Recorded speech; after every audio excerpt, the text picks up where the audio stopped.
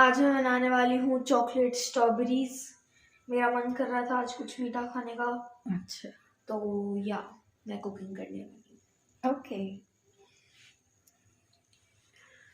तो पहले अपने लोगों को क्या करना है कि इसके ऊपर ये जो ग्रीन ग्रीन होता है ना, इसको निकाल के और स्ट्रॉबेरीज को अच्छे से पहले साफ करना है। उसके बाद ये निकाल के और इसको उसमें डिप कर देना है। ओके, चॉकलेट के अंदर। ओके आलू।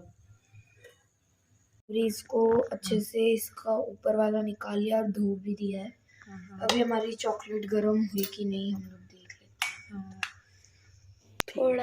थोड़ा सा और रहने देते हैं इसको 5 मिनट, थोड़ा अच्छे से हो जाएगी। वाह! Hello, Radhe Radhe my YouTube family, welcome back to the channel Siddhima vlogs. कैसे हो आप सब? आई होप आप सब ठीक होंगे, बढ़िया होंगे, मज़े में होंगे। मैं भी बिल्कुल ठीक हूँ। आज के ब्लॉग की शुरुआत करिए बुलबुल ने। बुलबुल बना रही है आज चॉकलेट स्ट्रॉबेरी। बहुत इजी है इसको बनाना। चॉकलेट को अच्छे से स्ट्रॉबेरी को अच्छे से वॉश कर लिया था गर्म पानी में नमक डाल के, और उसके बाद इसको चॉकलेट में डिप करके रख दिया था 1 घंटे के लिए फ्रिज में। ओह कितना क्रंच कर रहा है, बहुत अच्छा बना। तो सबको ट्राई करना चाहिए। Try this recipe guys. Okay, can I take 1 piece? या पता था सबसे ज्यादा चॉकलेट वाली लोग हैं। चलो मैं टेस्ट करके बताती हूँ कैसी बनी है ये। तो जज आप मेरे को कितने नंबर देना चाहते हैं? मस्त बनी है यार। तो जज क्या मैं पास हुई कुकिंग टेस्ट में? अभी आप लोगों से मैं मिल रही हूँ नेक्स्ट डे इवनिंग में। ये 2-3 दिन का मिक्स व्लॉग रहने वाला है। अभी मैं जा रही हूँ 5-10 मिनट के लिए बाहर। तो मैंने बाल बनाए, अपना थोड़ा सा टचअप किया है। और हाँ, आप लोग एक बात बताना, अगर आप 5-10 मिनट के लिए कभी घर से बाहर जाते हो तो आप मतलब जिस हालत में होते हो उसी हालत में बाहर निकल जाते हो, या मेरी तरह थोड़ा सा टचअप करके निकलते हो? बताना मुझे कमेंट्स में, ठीक है? मैं बाहर ऐसे नहीं निकलती। मैं मतलब चाहे कपड़े चेंज ना करो पर बाल बनाती हूँ, थोड़ा सा टचअप करती हूँ, उसके बाद ही बाहर जाती हूँ। और ये अभी का नहीं है कि मैं जैसे यूट्यूब पे हूँ व्लॉग बना रही हूँ तो मैं ऐसा करती हूँ। पहले से ही मुझे मतलब ऐसा है कि बाहर जाओ तो थोड़ा सा इस तरह से जाती हूँ। तो आना था मुझे सिर्फ यहाँ पे प्लांट्स लेने के लिए। बहुत दिनों से मैं सोच रही थी आने का, क्योंकि मेरी बालकनी के सारे प्लांट्स जो है ख़राब हो गए थे। लेने तो आई थी प्लांट्स पर ढंग के मिले नहीं, क्योंकि शाम का वक्त हो गया था, काफ़ी लेट हो गया था। और उनके पास जो भी प्लांट्स थे वो मतलब हो चुके थे। वो बोले सुबह आओ तो मिल जाएंगे। तो फिर 1-2 मतलब मिले थे मुझे प्लांट्स, वही लेकर मैं आ गई। मैं सोच रही हूँ बालकनी को थोड़ा सा अब ठीक करूँ, क्योंकि सर्दियों की वजह से सारे पौधे मेरे ख़राब हो गए हैं। तो बस शाम को ये काम किया और अभी आप लोगों से मिल रही हूँ मैं डिनर के टाइम। हाँ जी, आज डिनर में बन रही है बाजरे की खिचड़ी और कढ़ी। बहुत दिनों से फरमाइश आ रही थी कि दीदी बाजरे की खिचड़ी नहीं बनाते हो क्या आप सर्दियों में? तो जी मैंने बनाई तो बहुत बार है, पर मैंने शेयर नहीं करी। मुझे लगा कि कौन ही देखना चाहेगा। मतलब बाजरी क्या है ना कि सब जगह खाई नहीं जाती है। राजस्थान में ही मतलब वैसे बनाते हैं बाजरे की खिचड़ी, शायद और जगह नहीं बनती होगी, तो इस वजह से मैंने शेयर नहीं करी थी। पर 1-2 रिक्वेस्ट आ रही थी तो आज मैं लास्ट टाइम बना रही हूँ, क्योंकि अब सर्दियाँ ऑलमोस्ट एंड हो चुकी है, तो अब मैं दोबारा नहीं बनाऊँगी। आज लास्ट टाइम ही बन रही है, क्योंकि पतिदेव की फरमाइश है और उनको बहुत पसंद है बाजरे की खिचड़ी। तो इसको बनाना वैसे बहुत सिंपल है, मतलब जिस तरीके से मैंने बनाई है। वैसे तो बहुत मुश्किल है इसको बनाना, अगर ऑथेंटिक तरीका देखें इसका। पुराने ज़माने में जिस तरह से बनाते थे उसमें तो बाजरे को पहले भिगोते थे, फिर उसको मामदस्ते में कूटते थे बाजरे को, वैसे बनती थी। पर मैं वैसे कुछ नहीं बनाती हूँ। मैंने बाजरी ली थी सिंपल, और उसको अच्छे से साफ़ करके मिक्सी में दरदरा सा मतलब दरदरा चला लिया था मिक्सी में। और फिर वो पिसी हुई बाजरी, और उसमें मैंने डाली थी मोठ की दाल। मतलब बाजरी थोड़ी सी ज़्यादा लेनी है और मोठ की दाल थोड़ी कम लेनी है।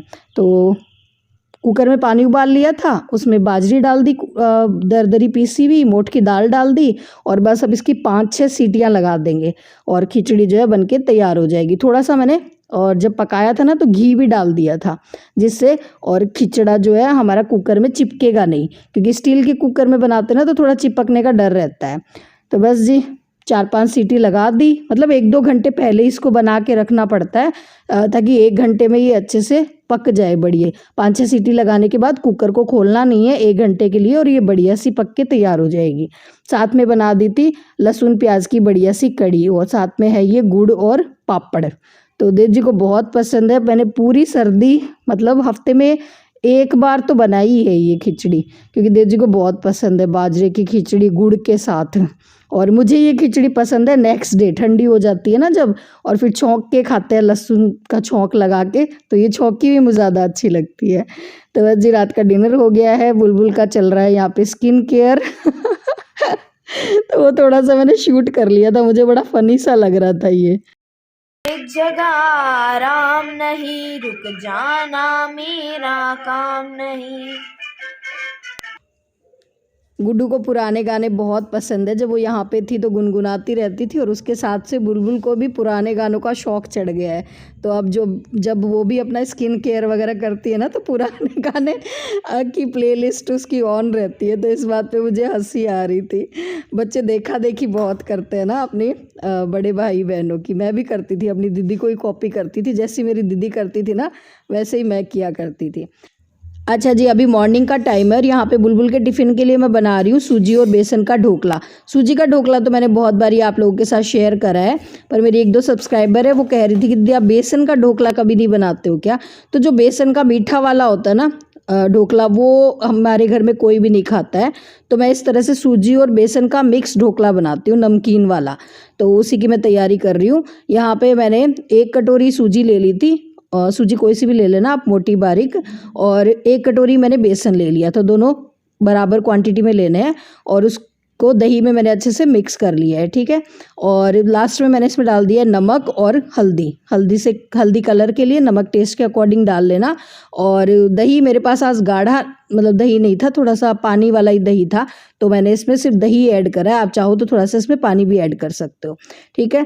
और ये घोल बनाने के बाद सबसे पहले आपको तैयारी क्या करनी है, जिस बर्तन में आपको ढोकला बनाना है उसको अच्छे से गर्म कर लेना है। जिस प्लेट में आपको ढोकला बनाना है उसमें ऑयल लगा लेना है अच्छे से।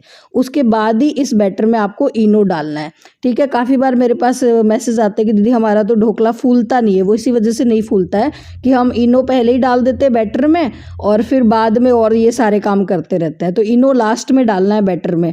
इनो डालते ही इस बैटर को और फिर तुरंत रख देना है बनने के लिए, तभी आपका ढोकला अच्छा बनेगा। और इसको एक ही डायरेक्शन में इस तरह से मिलाना है, ठीक है। ऐसे नहीं है कि इनो डाला और उसको मतलब अलग अलग तरीके से मिला रहे हो, इस तरह से मिला लेना है। और बैटर की कंसिस्टेंसी आप देख सकते हो इस तरह से होनी चाहिए, ना ज़्यादा गाढ़ा और ना ज़्यादा पतला, ठीक है। और बस फिर ऊपर से इसमें डाल देनी है थोड़ी सी मिर्ची। और हाँ, थोड़ा ऑयल भी डाला था, तेल ज़रूर डालना है, ठीक है। तेल डालने से ढोकला जो बनाएंगे ना वो बिल्कुल खिला खिला बनेगा। तो यहाँ पे 2 बर्तन में मैं बना रही हूँ। एक तो जो मेरे पास ढोकला जो इडली मेकर है उस वाली में मैंने रख दिया है, और एक मैं इस तरह से बनाती हूँ भगोने में, क्योंकि अगर किसी के पास मान लो इडली मेकर ना हो तो आप इस तरह से भी बना सकते हो। जब मेरे पास नहीं था तो मैं ऐसे ही बनाती थी, मैंने एक बार पहले भी आप लोगों के साथ शेयर करा था। बस अगर आप भगोने में बना रहे हो तो इस तरह से कपड़े से ऊपर से प्लेट को कवर कर देना, ठीक है, जिससे जो स्टीम है वो इस पे गिरे ना। और तो इडली मेकर में जो बनाया था ना वो थोड़ा सा बैटर मैंने पतला रखा था, क्योंकि बुलबुल के टिफ़िन की मेरे को थोड़ी सी जल्दी थी, तो ये प्लेट जल्दी पक गई। और 5 से 10 मिनट लगते हैं ढोकले को पकने में। ढोकला बनने के बाद ऊपर से बढ़िया सा तड़का लगा दिया है, राई, प्याज, हरी मिर्ची और कड़ी पत्ता का। तो बस ढोकले बनके तैयार हो गए हैं, ठंडे हो रहे हैं, फिर उसके बाद कट करके टिफ़िन में डालूंगी। इधर बुलबुल के लिए गाजर का जूस बना रही हूँ। और गाजर का जूस जब मैं बनाती हूँ ना तो उसमें 2 कली मैं आंवले की डाल देती हूँ। आंवला बहुत बढ़िया रहता है सेहत के लिए, बच्चे ऐसे तो खाते नहीं है आंवला, तो इस तरह से मैं उसको गाजर के जूस में और मिक्स करके पिला देती हूँ, ताकि उसको पता भी ना चले और उस गुण भी मिल जाए उसको। बढ़िया रहता है आंवला, बालों के लिए भी, स्किन के लिए भी। तो हफ्ते में जैसे चेंज करके देते हैं बुलबुल को, कभी गाजर का जूस दे देती हूँ, कभी कीनू का दे देती हूँ। तो गाजर का जूस जिस दिन बनाती हूँ उस दिन मैं आंवला मिक्स कर देती हूँ। और सुबह सुबह मैं बुलबुल को जूस ही देती हूँ, क्योंकि होम्योपैथी वाले डॉक्टर कहते हैं कि जूस बच्चों को सुबह दो खाली पेट, और दूध दो नाइट में। किसी ने पूछा था आप दूध नहीं देते क्या बुलबुल को सुबह सुबह? नहीं जी, दूध देती हूँ नाइट को, और सुबह खाली पेट जूस दो, उससे बढ़िया रहता है, बच्चे की भूख खुलती है और अच्छा भी रहता है, डाइजेशन अच्छा रहता है, मतलब इस तरह से उन्होंने बताया था। तो तब से मैं जूस ही देती हूँ बुलबुल को सुबह सुबह। और इधर टिफ़िन पैक कर दिया है बुलबुल का। और ये देखो पापा का प्यार बेटी के लिए, ये जो नारियल वाली टॉफ़ी होती है ना, बुलबुल को बहुत पसंद है। उसने कहा पापा मुझे ये बहुत पसंद है, तो पापा पूरे डिब्बे ही उठा लाए बेटी के लिए। फिर मैं भी कम नहीं हूँ मैंने भी सबको बांटनी शुरू कर दी, उसको स्कूल में भेज दी 4-5 टॉफ़ीज़। मैंने कहा अपने दोस्तों के साथ शेयर करके खा लेगी, वरना तो फिर वो अकेले ही खाती। तो बस जी सुबह का नाश्ता फटाफट निपटाया मैंने, और अब मैं हो गई हूँ तैयार फिर से। हाँ जी, आज मैं जा रही हूँ बहुत ही ज़रूरी काम के लिए ताई जी के घर। हमने वही लगाया दिल जहाँ दिल लगाना बना था, आखिर वही किए सजदे जहाँ सर झुकाना बना था। आज सुबह सुबह जल्दी तैयार हो गई हूँ, साड़ी वाड़ी पहन के ताई जी के घर जा रही हूँ, क्योंकि वहाँ पे कुछ गेस्ट आ रहे हैं, उनसे मिलने। और उससे पहले आप लोगों को दिखा रही हूँ अपनी छोटी सी ऑनलाइन ज्वेलरी शॉपिंग। और शॉपिंग दिखाने से पहले कुछ कहना चाहूँगी। कल परसों ब्लॉग पे एक कमेंट आया था, आजकल आप बहुत अननेसेसरी खर्चा करते हो। तो सच बताऊँ तो यार मुझे ऐसा बिल्कुल भी नहीं लगता। अगर मैं अपने लिए कुछ खरीदती हूँ तो वो मेरे लिए एक सेल्फ़ केयर है। ये छोटी छोटी चीज़ें जो है मुझे अंदर से खुश रखती है, मुझे मेंटली फ्रेश रखती है। देखो यार, हम हाउसवाइफ की, मेरी जैसी हाउसवाइफ जो हैं, जो पूरा दिन घर में रहती है, उनके लिए अपनी भागती दौड़ती ज़िंदगी में से ये कुछ चीज़ें हैं जो सुकून देती है। ठीक है, मेरा कोई बहुत खर्चा नहीं है, मैं कोई बाहर किट्टी पार्टीज़ में नहीं जाती हूँ, बाहर से मेरे घर में कोई हर तीसरे दिन खाना नहीं आता है। ठीक है, तो मैं फालतू और जगह पे खर्च नहीं कर रही हूँ, इन चीज़ों में मैं खर्च करती हूँ, इनसे मुझे खुशी मिलती है। और मैं अपने आप को खुश रख पाऊँगी तभी मैं घर वालों को खुश रख पाऊँगी। तो मेरा तो आपसे भी यही कहना है कि जितना आपका बजट बन पड़े ना, मैं ये नहीं कहूँगी अपने बजट से ज़्यादा खर्चा करो, पर अगर आपका बजट है तो उसमें अपने लिए भी थोड़ा बहुत कुछ खर्चा किया करो। थोड़े नए कपड़े खरीद लिए, कभी नई ज्वेलरी खरीद ली, उससे आपको खुशी मिलती है। एक हाउसवाइफ की ज़िंदगी में ना यही खुशियाँ होती है, जो मुझ जैसी है, स्पेशली जो घर में ही रहती है। ये एक मैंने नेकलेस लिया है, उसके साथ ये इयररिंग्स है, देखो कितने सुंदर है, बिल्कुल गोल्ड जैसे लग रहे हैं। और ये उन इयररिंग्स के साथ का नेकलेस है, 260 रुपये समथिंग का ही है ये, और बहुत प्यारा लग रहा है। गोल्ड तो बहुत महंगा हो गया है तो अभी यही ले सकते हैं। और ये झुमके लिए हैं मैंने 160 रुपये के या 165 रुपये के, बहुत प्यारे लग रहे हैं। इसके अलावा एक ईयरिंग मैंने और लिए हैं जिनमें राधा कृष्ण बने हुए हैं और पीछे चैन लगी हुई है, वो झुमके भी बहुत सुंदर है। मैं पहन के दिखाती, पर इतने में देव जी आ गए थे तो मुझे जाना पड़ा। तो ये छोटी सी शॉपिंग मैंने करी है, लिंक इनके मैं डिस्क्रिप्शन में दे दूँगी अगर आप भी लेना चाहो। अफोर्डेबल रेंज में अच्छी ज्वेलरी है। चलिए जी, इसी के साथ करूँगी इस वीडियो को यहीं पे एंड। आई होप आप लोगों को आज का ब्लॉग पसंद आया हो। ब्लॉग पसंद आया हो तो लाइक शेयर सब्सक्राइब करते हुए जाना। फिर मिलूंगी एक नए ब्लॉग में, तब तक के लिए tata bye bye, Radhe Radhe जी।